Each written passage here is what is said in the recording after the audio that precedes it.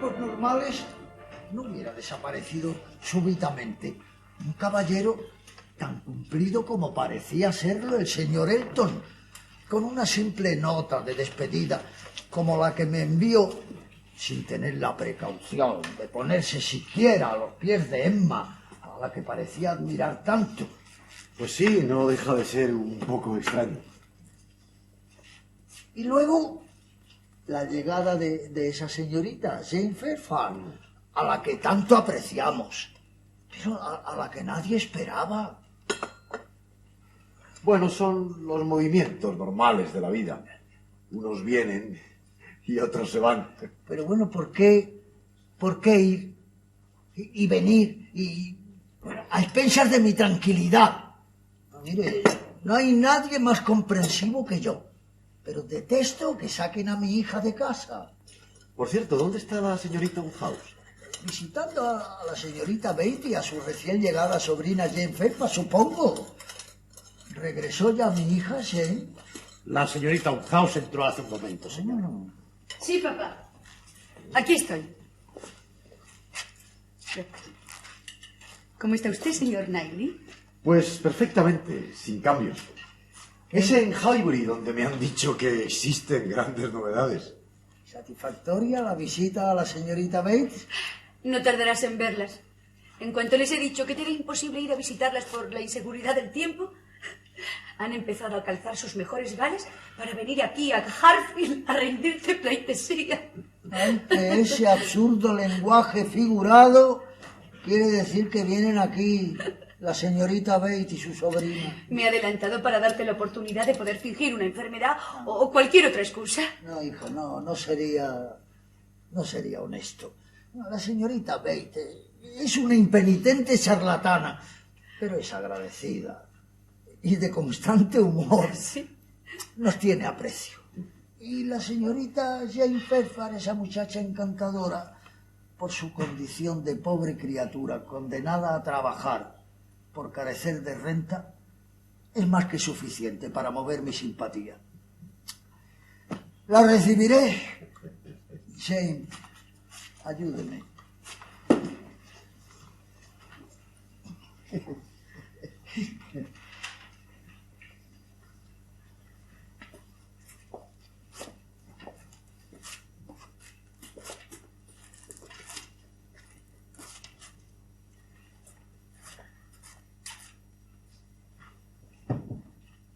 Bueno, ¿qué tal su visita a la señorita Bates? ¿Sigue sin gustarle Jane Fairfax? No he dicho que no me guste. Solo la encuentro como antes, muy reservada. Jane Fairfax sigue como siempre, reservada, silenciosa, indiferente por agradar o no. Sin embargo, esa indiferencia no la hace ser menos bella. ¿Siente usted una gran admiración por Jane? Yo, sin embargo, solo siento hacia ella piedad por su destino. Pues no creo que sea piedad precisamente lo que Jane necesita. Yo pienso que sí. Debe pasar el resto de sus días en 2 pequeñas habitaciones con su tía charlatana o cuidando niños ajenos. Pero dejemos el tema de Jane. Vendrá dentro de un momento y tendrá usted tiempo de admirarla. ¿Sabe que es muy probable que pronto tengamos entre nosotros a Frank Weston? Ana ha recibido carta suya y parece ser que esta vez el viaje es cierto. El capitán Weston está muy ilusionado. Lo celebro por él. La venida de su hijo viene a ser como una aquiescencia a su matrimonio. No necesita esa aquiescencia. Y confío tanto en su venida que ya tengo proyectos para él. Ay, Emma, por Dios, pero es que ¿no cree usted que su amiga Harriet Smith ya ha sufrido bastante con lo de Elton? No he nombrado a Harriet, pero ya que la menciona le diré que me parece una buena oponente para Frank. Bien, pues yo quería paliarle una noticia desagradable, pero en vista de su actitud, no me andaré con rodeos. ¿Una noticia? Lo ha dicho con aire de venganza. ¿Es algo referente a los Weston? No, No precisamente porque no he estado en Randall. Entonces, ¿qué? ¿Qué decía usted de Randall? ¿Ha pasado usted por allí? ¿Qué tal están los Weston? Papá, el señor Knightley no ha estado en Randall. Sin embargo, tiene una Señor. noticia que... La señorita Bates y la señorita Fairfax. Querido señor, ¿cómo se encuentra esta mañana? No, por favor, no se mueva. Gracias. Oh, mi querida señorita Wouters. Qué bello cuarto trasero de cerdo. ¿Cómo está usted, señor Knightley? Estaba deseando verle para darle las gracias. Bueno, me refiero al que me envió usted el otro día. La verdad es que es usted demasiado bondadoso. Señorita Fairfax. ¿Han oído la noticia? El señor Elton se casa. ¡Se casa! Esa era mi noticia, pero no he tenido tiempo de dársela. ¿Cómo? Pero lo sabía usted también, señor Knightley. ¿Pero cómo es posible? Si hace solo 5 minutos que he recibido la nota de la señora Cole. No 5 minutos, sino 10. Porque yo me había puesto mi sombrero para venir, pero me entretuve solo el tiempo para dar a Patty las instrucciones para preparar el cerdo. Y Jen estaba esperando en el pasillo. ¿No estabas tú allí, Jen? Yo te dije, ¿por qué no vienes a saludar a Patty? Y fue entonces cuando abrí la nota sobre el señor Elton. Un cerdo espléndido. Sí, los cerdos de Harfield no son como los otros. Aunque siguen siendo cerdos, evidentemente. Eso le decía yo ayer y quedé tan sorprendida. Como se pueden ustedes imaginar. Bueno, la verdad es que es usted demasiado bondadoso. No. Si existe alguna familia que sin tener bienes de fortuna dispone de cuanto puede desear, somos sin duda nosotros. ¿Y usted, señor Knightley, vio tal vez la carta del señor Elton a la señora Cole? Pues sí. Era una nota muy corta, anunciando simplemente su próxima boda. Y parecía muy feliz. Todos deseamos que lo sea. Yo creo que es demasiado joven para casarse. A mí me parecía bien, pues como estaba, que nos alegraba verle por aquí. Bueno, un nuevo vecino para todos es una gran noticia. Supongo que la señorita Watkins, su futura esposa, será un excelente partido. El señor Elton siempre se acercaba a las mejores y a las de mejor renta. Ay, perdone. Mi querido señor, si hay una cosa que a mí me gusta, es el cuarto trasero del cerdo. Respecto a quien sea la señorita Hawkins, o los detalles de su conocimiento, supongo que nadie sabe nada. No caben sino hipótesis, pero de las más favorables, desde luego. ¿Y usted, señorita Fairfax? Supongo que con el tiempo sentirá usted curiosidad por las noticias de nuestro pequeño mundo. Cuando haya conocido al señor Elton, me atreveré a opinar. Señorita Fairfax, hay uno de nuestros próximos visitantes que tal vez merezca su curiosidad. Me refiero a Frank Weston. Estuvo en Weymouth el verano pasado al mismo tiempo que usted. Tal vez se conocieron. Frank Weston. Ese es su nombre. Sí, lo recuerdo vagamente. Y dígame, ¿cómo es él? Perdone nuestra curiosidad, pero solo le conocemos a través de las descripciones apasionadas de su buen padre. Es elegante. Eso creo. Se le consideraba un joven apuesto y de buenos modales. Agradable. Era la opinión general en Weymouth. Y dígame, parecía un hombre culto, sensible. El conocimiento superficial que proporciona un balneario no ayuda a determinar sobre ese punto. No es demasiada la información que nos da sobre un tema que nos apasiona a todos. Lo siento. Bueno, bien, querida Jen. Debemos irnos. Señor Woodhouse, señor Knightley, no, por favor, no se molesten. Vamos, Jen, vamos, que el tiempo pasa volando. Adiós, señorita Woodhouse, vamos. ¡Uy! ¡Dios mío! Si se me olvidaba otro asunto, tal vez de los más apasionantes. Se han enterado de que el señor Perry por fin se ha decidido por un Barrus Landau. La señora Perry era partidaria de ustedes porque...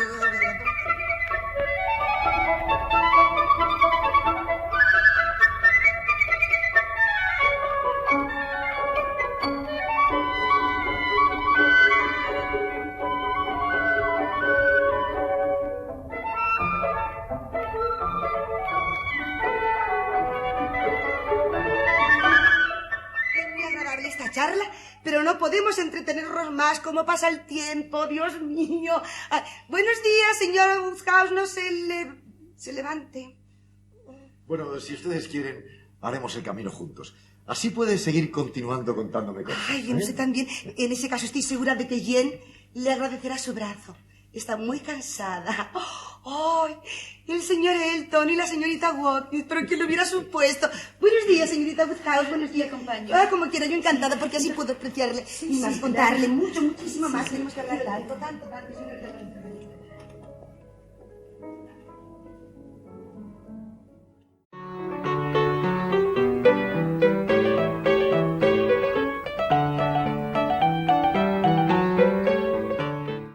Mother, Miss Woodhouse has come to see you. Is that not kind of her? I heard the knock and I thought, now who can this be? This time of the day cannot be Mr. Elton because he's still away at Bath and enjoying a great round of social visits, according to Mrs. Cole. But I'm so glad it was you, Miss Woodhouse, because we have a visitor. A visitor, Miss Yes. Can you not guess who? My niece Jane. Jane Fairfax is here now. Yes, she arrived yesterday and is to stay with us for some time, I'm happy to say. She's upstairs in her room at this very moment. Oh, then please do not let us disturb you, Miss Patty! Yes, Patty, dear! Patty, run upstairs to Miss Jane's room and tell her that Miss Woodhouse has called with the express hope of finding her in. Yes, Miss Oh, it's so kind of you, Miss Woodhouse. She'll be delighted, I know. Miss Woodhouse and my niece are just of an age and grew up together, eh, Miss Woodhouse? Yes, you but should see these two entering a ballroom together. Oh, two such handsome girls it would be hard to find. Please, Miss Bates. Oh, that is the truth, miss, whatever you may say. Oh, but poor Jane, she is not strong. No, she lost both her parents at an early age and has been brought up by a Colonel and Mrs. Campbell. Oh, very nice people. Quite gentlefolk, of course. But poor child, she's nothing of her own. And now, owing to her circumstances, she will have to find herself some sort of employment. Before she comes down, I must tell you, she's received an excellent offer. An offer, Miss Bates? Yes, a Mr. and Mrs. Dixon, a married couple she met whilst on a holiday at Weymouth. Oh, a very elegant, well-connected couple, I believe. They were so taken with Jane that the gentleman has written positively insisting that she join their household to teach the two young children music there. Is that not a fine offer? Well, I'm sure Miss Fairfax must be very pleased, but is it not a little unusual for the gentleman to make the arrangement? Oh, well, the Dixons are very highly thought of, I believe, but you must get Jane to tell you all about it herself. Yes, well, I'm very much afraid if she does not come down in one moment, Miss Ah, Bates... there you are, dear Jane. Look who is here. And come especially to see you. Good morning, Miss Fairfax. Good morning. Oh, Miss Smith, this is my niece, Miss Fairfax. Good morning. Good morning. Well, Jane, you will want to sit by Miss Woodhouse, I know, dear. You'll forgive these two, won't you, Miss Smith? But you see how it is, I'm sure. We will not stay for more than one moment. I am sure you must still be very fatigued after your journey. Yes, a little. But you had good weather for it, I hope. Oh, yes, thank you. Very fair. Good. I am so glad. Travelling at this time of the year can be so irksome, I always think. Do not you? Yes, very. My only sorrow is I no longer have an instrument for her to play upon. She has the most delicate touch, has she not, Mother? I was saying what a pity it is we no longer have our piano for Jane to play upon. In our old home, of course, things were quite different, Miss Smith. You understand, quite Miss different. Bates, please feel free to bring Miss Fairfax around at any time to use our instrument. Oh, Miss Woodhouse, how generous, how kind, eh, Jane? Thank you. Why not all come on Tuesday evening, and then Miss Fairfax can play to her heart's content and entertain us all at the same time? I hope you will come, Harriet. I would love to, Miss Woodhouse, thank you. Miss Woodhouse, what a delightful suggestion, eh, Jane? How can I thank you? Your aunt tells me you are about to take up a teaching post, but I do hope you will not be leaving us too soon. Well, I'm afraid my future plans are still extremely uncertain. Oh, but Jane, dear, in your last letter you said that the offer was now definite and you'd almost decided upon acceptance. Oh, you did, dear. Really, you did. Now I have the letter here somewhere. Just a moment, Aunt, dear. what I wrote you in my letter was intended to be in confidence. Oh, my dear, I am so sorry. Oh, Jane, love, I do apologize if I've said anything unwise, but it seems such a fine, generous offer. Please, Aunt. And from people of such standing, too. Well, I said to Mother, they must be gentlefolk to have made dear Jane such a remarkably generous an offer. Did I not, Mother? Aunt, please! Miss Bates, I think we should be going. I promised Harriet would not be late home. Oh, Miss Woodhouse, must you go? So we shall see you on Tuesday night, Miss Bates, Miss Fairfax. Jane, dear, what is it? What have I done? Nothing, Aunt.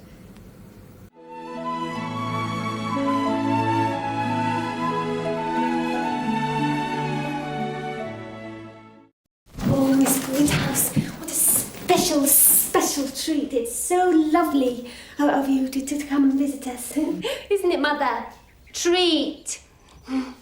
The best of it is that we were just speaking of a topic that would interest you both. Please do not let it be a letter from that ninny Jane Fairfax. Yes, here it is. It's a letter from Mrs. Cole, who has news of Mr. Elton.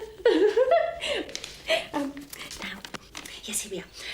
He has been the toast of every young lady's eye. Well, of course, that can be no surprise to any of us. Oh, dear. Miss Smith, you look pale. You must be hungry. Let me get you some cake. Oh, isn't it nice to have visitors, Mother? The most amusing thing just happened. Mother was asking about Jane Fairfax. Asking if there was any news from her, even though she said she knew it was not Jane's day for writing. Remember, Mother, not Jane's day. Oh, napkin, sorry. You see, we always have a letter from Jane on Tuesdays. And today, as you must know, is Thursday. So I said, Mother, we have had a letter from Jane this very morning. And Mother said, but it's Thursday. But you see, Jane writes on Tuesdays and this is Thursday. And I said, upon my honour.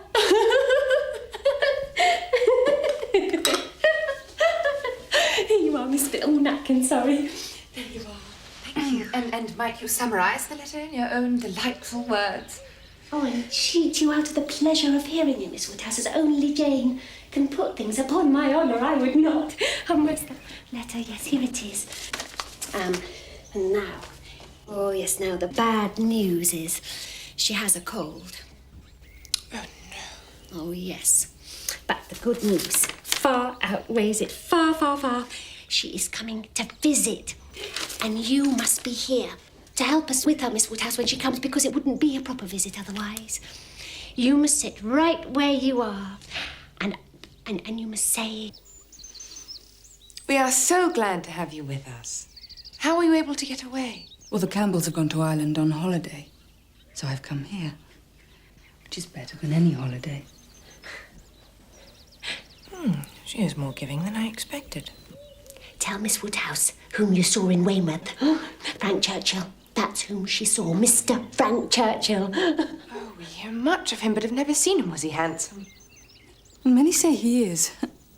Was he agreeable? He was in no way disagreeable.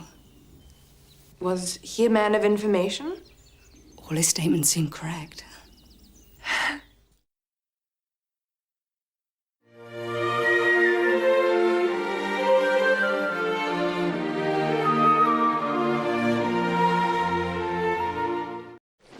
Woodhouse! Oh, Lord, Miss Bates. Forgive me, I could not help but see you. Jane is here.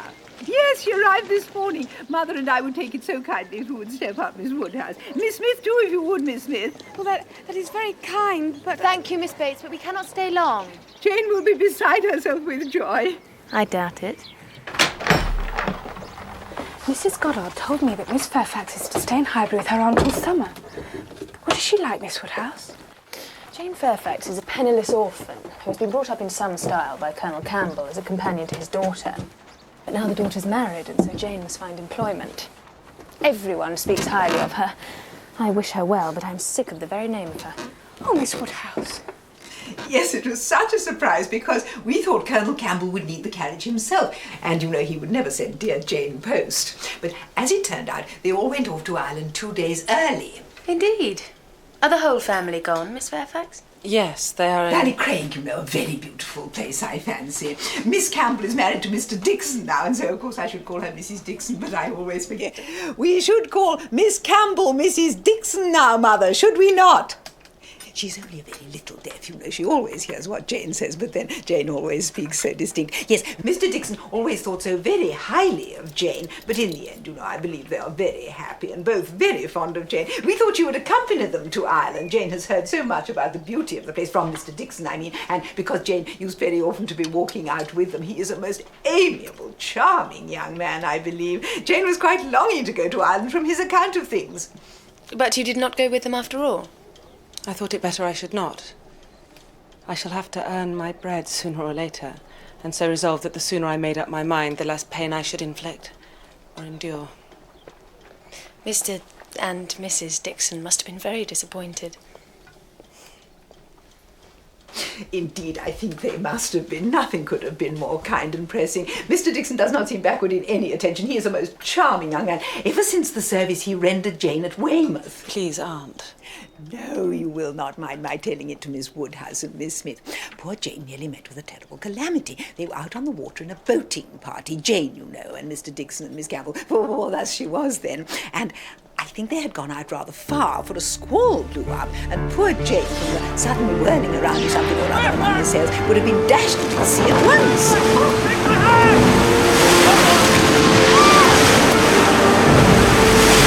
Be careful!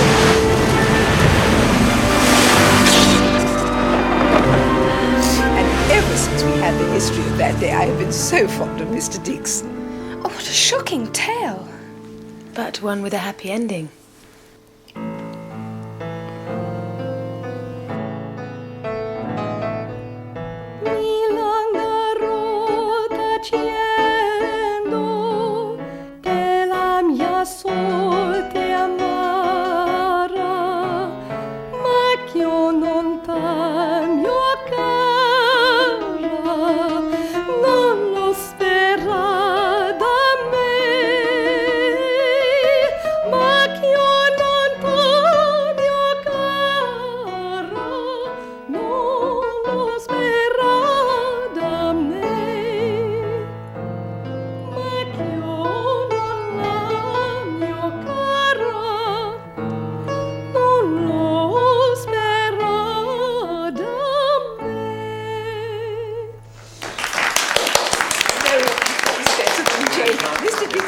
That even his fiancée was Jane's equal. My voice is tired. She does play and sing infuriatingly well. So beautiful. I've rarely heard anything to equal her.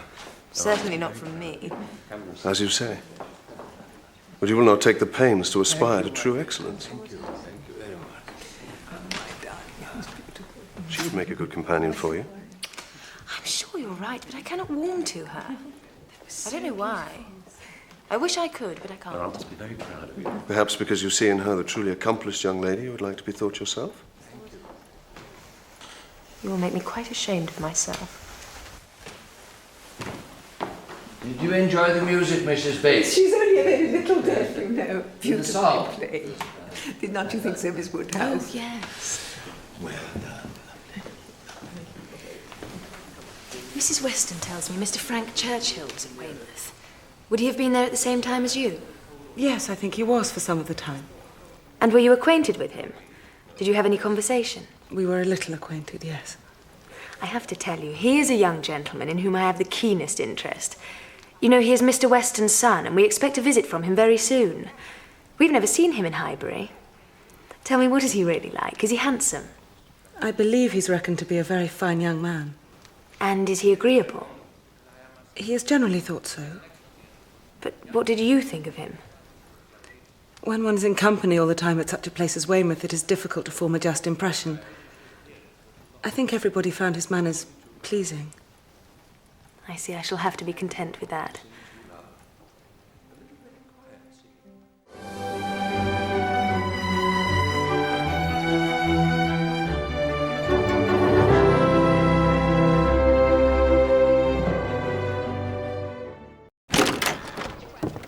Miss Bates, I know that it is Thursday and therefore no possibility of hearing any news of Jane, but do you have any news of Miss Fairfax? How very kind, Miss Woodhouse, but something most unusual has happened.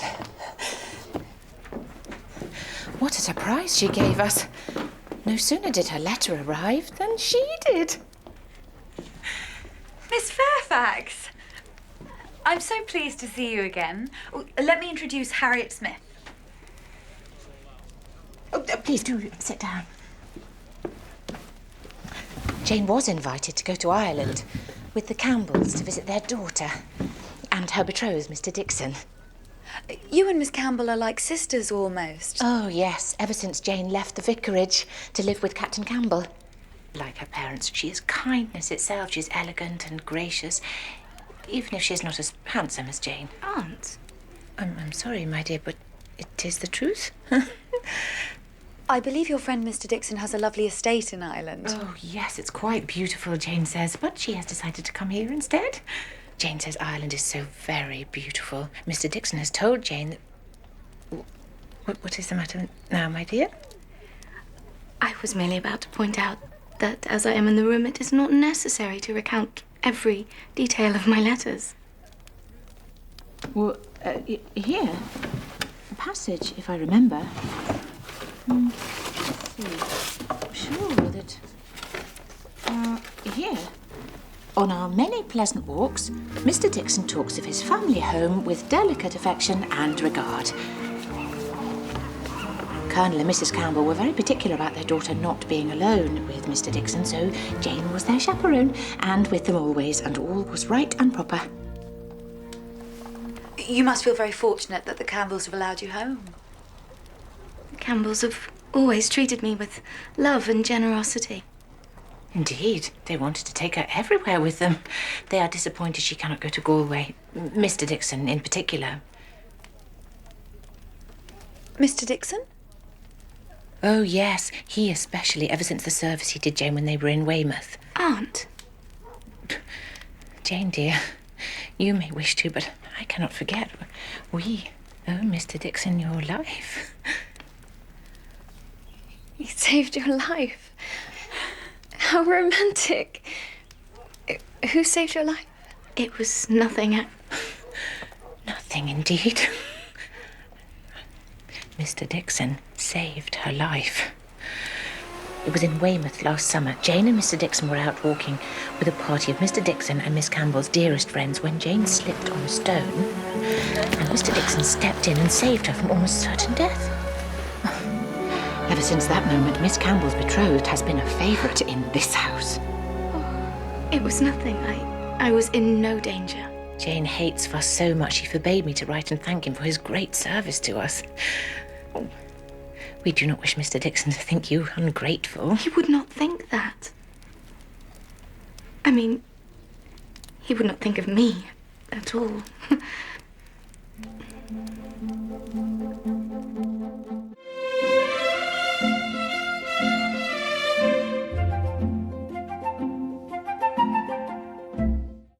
Miss Woodhouse. Miss Smith. Such news. My niece, Jane Fairfax. Miss Woodhouse, Jane Fairfax. She is... Jane has surprised us. She is here. Oh, do come along. We must have tea. It's too thrilling.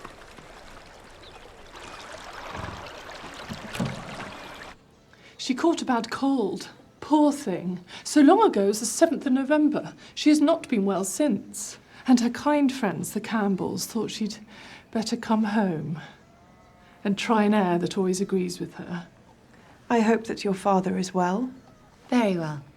I thank you. She is very sorry to be parted from her dear friends, the Campbells, and Mrs. Dixon, and Mr. Dixon, the most amiable young man who did us so great a service at Weymouth in October. I still shudder to think what might have, if not for Mr. Dixon, with the waves and the water and the sails. Oh, such a charming man.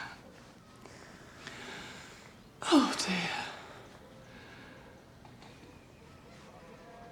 Is this not pleasant? She She plans to stay 3 months. We must have you all to Hartfield. Oh, Mother, do you hear?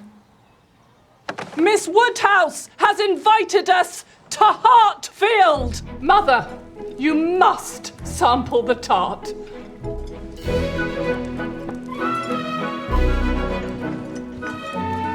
No, I do not advise the custard. What do you say to half a glass of wine? In a tumbler of water, naturally. We shall be seeing Frank any day now, I have no doubt of it. Oh, now, Jane, Mr. Frank Churchill is a man much talked about in Highbury. Is he not, Miss Woodhouse? We are all very eager to meet him. He was at Weymouth when Jane was there. We are very little acquainted. Frank Churchill was at Weymouth? In October? That was the month of his father's wedding. But you must describe him. Is he handsome? Is he agreeable? I believe he is generally thought so. How well prepared this custard is. I must ask your cook for the method. 'Tis the last rose of summer left blooming alone.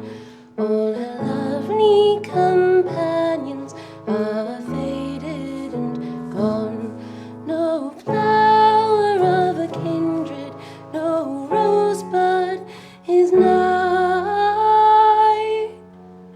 to reflect back her blushes and give sigh for sigh. Oh, who would inhabit this bleak world alone?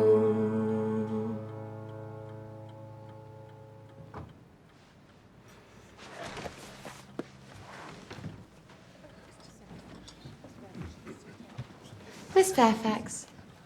Oh, what a pity you did not bring your music. I hope I can recollect the tune.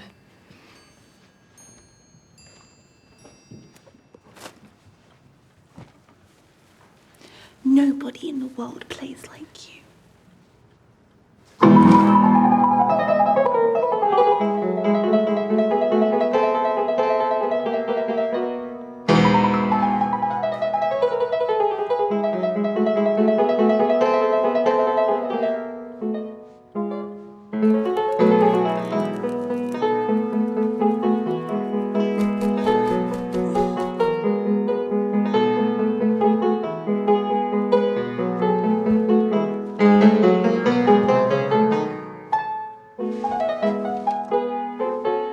I'm glad you invited Miss Fairfax to play.